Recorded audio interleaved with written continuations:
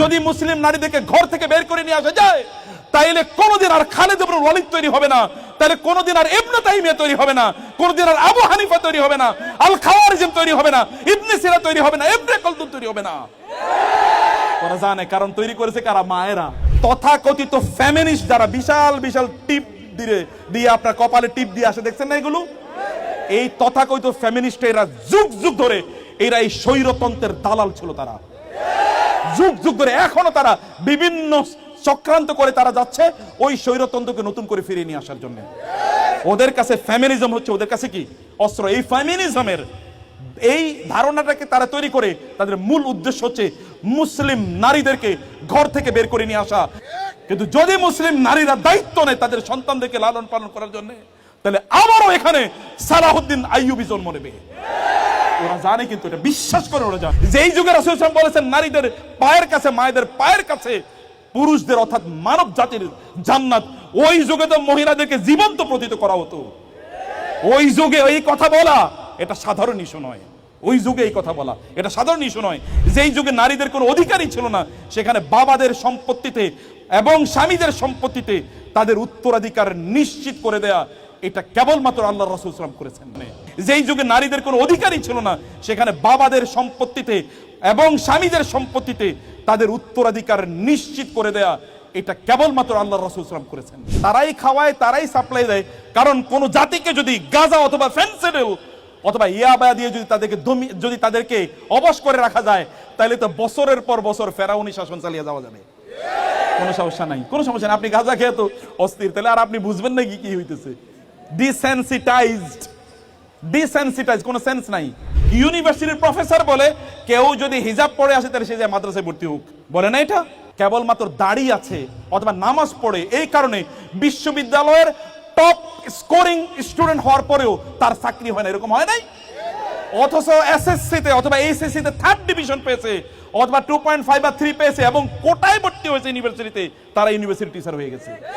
এবং আমি এরকম বহু জানি, আমার বিশ্ববিদ্যালয়ের কথা বলছি, এরকম বহু জানি যারা ক্লাসরুমে ক্লাস নেওয়ার জন্য তাদেরকে নিয়োগ দেওয়া হয় নাই, তাদেরকে নিয়োগ দেওয়া হয়েছে ওইখানে ওই রাজনৈতিক, ওইখানে যে থাগোক্রেসি তৈরি করার জন্য অথবা রাজনৈতিক মাস্তানি তৈরি করার জন্য। ওইটা উদ্দেশ্য। ও ইউনিভার্সিটি ক্লাসে গিয়ে পড়াইবো কি? ও তো নিজেই পড়াশোনা কিছু জানে না, এ কি পড়াবে ইউনিভার্সিটি থেকে? আমি এরকম বহু এর কথা জানি এবং আমি জানি না স্যাররা বলতে পারেন রাজশাহী ইউনিভার্সিটি নাও করতে পারে, কিন্তু অন্যান্য জায়গায় এটি অসংখ্য জায়গাটা ঘটেছে। ফেমিনিজম ওদের মহা শক্তিশালী অস্ত্র, ফেমিনিজম। এবং বাংলাদেশে দেখবেন তথাকথিত ফেমিনিস্ট যারা বিশাল বিশাল টিপ দিয়ে আপনার কপালে টিপ দিয়ে আসে, দেখছেন না এগুলো? এই তথাকথিত ফেমিনিস্ট এরা যুগ যুগ ধরে এরা এই স্বৈরতন্ত্রের দালাল ছিল। তারা যুগ যুগ ধরে এখনো তারা বিভিন্ন চক্রান্ত করে তারা যাচ্ছে ওই স্বৈরতন্ত্রকে নতুন করে ফিরিয়ে নিয়ে আসার জন্য। ওদের কাছে ফেমিনিজম হচ্ছে ওদের কাছে কি? অস্ত্র। এই ফেমিনিজমের এই ধারণাটাকে তারা তৈরি করে তাদের মূল উদ্দেশ্য হচ্ছে মুসলিম নারীদেরকে ঘর থেকে বের করে নিয়ে আসা। যদি মুসলিম নারীদেরকে ঘর থেকে বের করে নিয়ে আসা যায়, তাইলে কোনোদিন আর খালিদ ইবনে ওয়ালিদ তৈরি হবে না, তাহলে কোনোদিন আর ইবনে তাইমিয়া তৈরি হবে না, কোনোদিন আর আবু হানিফা তৈরি হবে না, আল খাওয়ারিজম তৈরি হবে না, ইবনে সিনা তৈরি হবে না, ইবনে খালদুন তৈরি হবে না। ওরা জানে, কারণ তৈরি করেছে কারা? মায়েরা। ওরা বুঝে যে মুসলিম নারীদেরকে যদি ঘর থেকে বের করে দেওয়া যায়, তাইলে এই মুসলমানদেরকে দমে রাখা যাবে বছরের পর বছর। কিন্তু যদি মুসলিম নারীরা দায়িত্ব নেয় তাদের সন্তানদেরকে লালন পালন করার জন্য, তাহলে আবারও এখানে সালাহুদ্দিন আইয়ুবী জন্ম নেবে। ওরা জানে, কিন্তু এটা বিশ্বাস করে ওরা জানে, কারণ আমাদের মায়েরা, they are the makers of world civilisation. আমাদের মায়েরা, তাদের হাতেই এই গোটা পৃথিবীর সভ্যতা নির্মাণ হয়েছে। তারা এটা জানে, ওদের মায়েদেরকে তারা এখানে থাকতে দেবে না। তথাকথিত ফেমিনিজমের আড়ালে তারা যত আকাম কুকাম আছে, বাংলাদেশের বিশাল বড় ফেমিনিস্ট এর এক মহিলা ওই সিলেটে এক হোটেলে ধরা খায়া, যার সাথে ধরা খাইছে ওই এলাকার লোকেরা তার বিয়ে পড়াই দিচ্ছে। কারণ আয-যানি লা ইয়ানকিহু ইল্লা যানিয়াতান আও মুশরিকাতান ওয়া যানিয়াতু লা ইয়ানকিহুহা ইল্লা যানিন আও মুশরিক ওয়া হুররিমা যালিকা আলাল মুমিনিন। জেনাকারী পুরুষ একটা জেনাকারী মহিলা কি বিয়ে করবে? অত ঠিকই তো আছে যে তোরা যা। এটা আরো কমপক্ষে আমি সেই 1974-75 কথা কইতেছি। এরা বাংলাদেশের ফেমিনিজমকে লিড করে। কোন ফেমিনিস্ট একটার চেহারা গিয়েও দেখবেন ওদের চেহারা আর ওদের চরিত্র, ওদের স্বামী হয় 5-7 জন অথবা স্বামীর সাথে প্রতিদিন একবার মারামারি হয়। ওদের কোনো পারিবারিক জীবন নাই। ওই যে শিয়ালের যেরকম লেজ কাটার পর ও চাইছে অন্য সকলের লেজ কাটে দিব, এটা হচ্ছে ওই লেজ কাটা গ্রুপের সদস্য। ওরা তথাকথিত ফেমিনিজম নামে আমাদেরকে এখানে আমাদেরকে মানবতা শিখাতে আসে, নারীদের অধিকারের কথা শিখাতে আসে। যেই যুগে রাসূল সাল্লাল্লাহু আলাইহি ওয়াসাল্লাম বলেছেন নারীদের পায়ের কাছে, মায়েদের পায়ের কাছে পুরুষদের অর্থাৎ মানব জাতির জান্নাত, ওই যুগে তো মহিলাদেরকে জীবন্ত প্রতীত করা হতো। ওই যুগে এই কথা বলা এটা সাধারণ ইস্যু নয়। ওই যুগে এই কথা বলা এটা সাধারণ ইস্যু নয়। যেই যুগে নারীদের কোনো অধিকারই ছিল না, সেখানে বাবাদের সম্পত্তিতে এবং স্বামীদের সম্পত্তিতে তাদের উত্তরাধিকার নিশ্চিত করে দেয়া, এটা কেবলমাত্র আল্লাহ রাসূল সাল্লাল্লাহু আলাইহি ওয়াসাল্লাম করেছেন। আর কেউ এটা চিন্তা করতে পারে নাই, এটা কেউ চিন্তা করতে পারে নাই। সতীদাহ প্রথা এই দেশের লোকেরা কতদিন আগে তারা দেখেছে, কয়েকদিন আগে হতো, শরৎচন্দ্রের আগে হতো সতীদাহ প্রথা দেখেছে। নারীরা তারা সতী প্রমাণ করার জন্য স্বামীর সাথে শ্মশানে গিয়ে তাদেরকে পড়তে হয় নাই।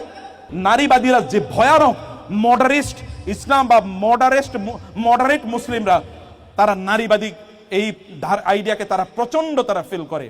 এগুলো তারা মনে করে না এগুলো খুবই ভালো জিনিস, নারীবাদ এটা তো খুবই ভালো জিনিস, নারীদের অধিকার দেওয়া লাগবে, নারীদের এম্পাওয়ারমেন্ট, নিত্যকারী সিত্যকার। কিন্তু ইসলাম কি বলেছে আলোচনায় আসবে না। এবং এই কারণে আপনি জানেন যে ইউরোপ জুড়ে অথবা আমেরিকা জুড়ে এখন বিয়ের সংখ্যা কমে গেছে। পুরো পোলাপান চিন্তা করি, ইয়াং জেনারেশন বা পুরুষরা চিন্তা করি, বিয়ে করে বোঝা মাথায় নেওয়ার দরকার কি? এক রাত যদি আমরা একসাথে থাকতে চাই তাহলে তো $10-20 খরচ করে থাকা যায়, তাহলে কষ্ট করে আবার তারে খাওয়াইতে হবে, রাখতে হবে, এত কাহিনী করার দরকার কি? আবার ডিভোর্সকে তারা প্রতিরোধ করার জন্য তারা বলেছে কেউ যদি কাউকে বিয়ে করে ডিভোর্স যদি দিয়ে তাহলে স্বামীর সম্পত্তির অর্ধেক মালিক হয়ে যাবে। এই লোক চিন্তা করে এত কষ্ট করে এত সম্পদ ইনকাম করলাম, ডিভোর্স দিলে অথবা সে ডিভোর্স নিলে, সে যদি একা চায় ডিভোর্স নিতে পারে, সে আমার সম্পত্তির অর্ধেক মালিক হয়েছে, বিয়েই করবো না যা। এবং ওইখানে বিয়ে নাই, এখন আর বিয়ে নাই। Marriage is complete or family life is completely damaged, destroyed. ওরও চায় আমাদের মহিলারাও কি তারা একই কাজ করুক।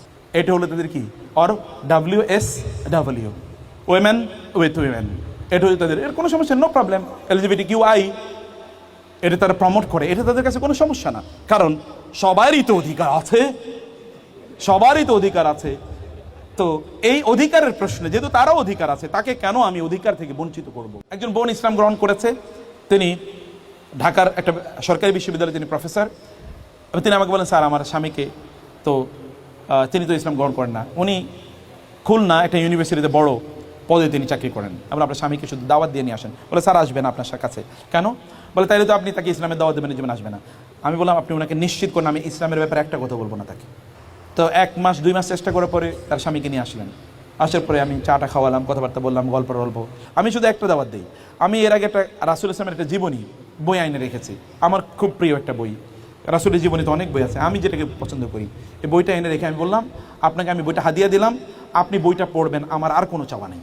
আপনি তো অনেকের জীবনী পড়েছেন, জীবনী উনি তো মুহাম্মদ সাল্লাল্লাহু আলাইহি ওয়াসাল্লাম তো পৃথিবীর সকল বড় বড় জ্ঞানী বিজ্ঞানীদের কাছে গ্রেট অথবা গ্রেটেস্ট, তাদের কথাই, আমি অমুসলিমদের কথা বলছি। তো আপনি একজন অন্যান্যদের জীবনী যেরকম পড়েন এটা একটু পড়েন, আপনি শুধু এটা পড়বেন, পড়ে এরপর আপনি আমার সাথে দেখা করবেন। 2 মাস পরে ওই ভদ্রলোক এসে বলে, স্যার আমি মুসলমান হব, শুধু রাসূলের জীবনী পড়ছে। বিশ্বাস করেন তার জীবনের একটা মিরাকল, মুজিজা, জীবন্ত মুজিজা। জি আচ্ছা, বইটার নাম হলো রাসূলে আরবি, রাসূল সফিউর রহমান মুবারকপুরী ওনার বই রাসূলে আরবি। তো এটা একজন মানুষ যদি সত্যি অর্থে ওপেন মন নিয়ে রাসূলের জীবনী পড়ে, she is bound to follow the Prophet sallallahu alaihi wasallam। আমি এই দুটো দাওয়াত আপনাদেরকে দিয়ে গেলাম, ইসলামকে ভালো করে বুঝেন এবং রাসূল ইসলামের জীবনীটা পড়েন। ইসলামকে বোঝার জন্য কোরআন বোঝা মাস্ট। আপনি যদি কনফিউশন দূর করতে চান ইসলাম সম্পর্কে এবং ওদের শিকারে পরিণত না হতে চান, তাহলে কোরআন বুঝেন।